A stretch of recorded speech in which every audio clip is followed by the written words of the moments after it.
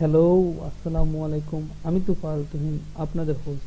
So আজকে আমরা যে জিনিসটা নিয়ে কথা বলবো সেটা হচ্ছে খুবই ট্রিকি একটা জিনিস এবং খুবই শর্টকাটে করার জন্য কিন্তু অনেকের জন্য সমস্যা হয়ে যায়। সেটা হচ্ছে যে কখনো কখনো আমরা নতুন ইমেল অ্যাড্রেস ক্রিয়েট করার পর আমাদের গুগল ড্রাইভ থেকে শুরু করে সব কিছু বাংলা হয়ে যায়।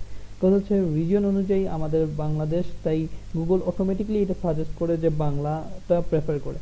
তো আমরা চাই যে সব সময় হচ্ছে এই জিনিসটা চেঞ্জ করার জন্য, তো আমরা অনেক সময় এই জিনিসটার প্রতি প্রবলেমে পড়ি।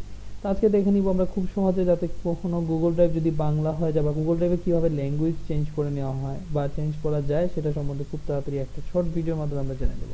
তো প্রথমে হচ্ছে আমি গুগল ক্রোম ওপেন করে নেব এবং এখান থেকে যখন আমি ড্রাইভে যাব তখন দেখবো আমার সব কিছু বাংলা হয়ে আছে।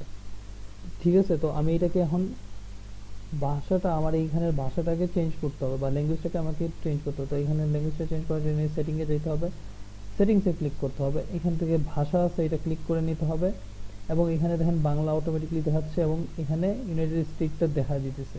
তো আমি এখানে এটা ক্লিক করার সাথে সাথে এটা প্রথম দিকে চলে আসছে, এইখানে চলে আসছে এবং এই আমার ভাষাটা এখন চেঞ্জ হয়ে গেছে। এখন আমি যাওয়ার পর সম্পন্ন হয়েছে, এটা যদি সেভ করে দিই, এখন রিলোড দেওয়ার পর দেখি আমার এটা ইংলিশ হয়ে গেছে।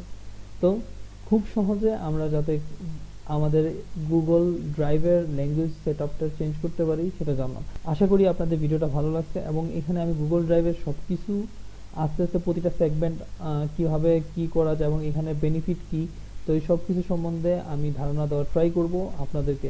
যদি ভালো লাগে থাকে তাহলে ভিডিওটা অবশ্যই লাইক কমেন্ট এবং শেয়ার করবেন। থ্যাংক ইউ সো মাচ, ভালো থাকবেন। আর ইয়েস, সাবস্ক্রাইব করতে ভুলবেন না।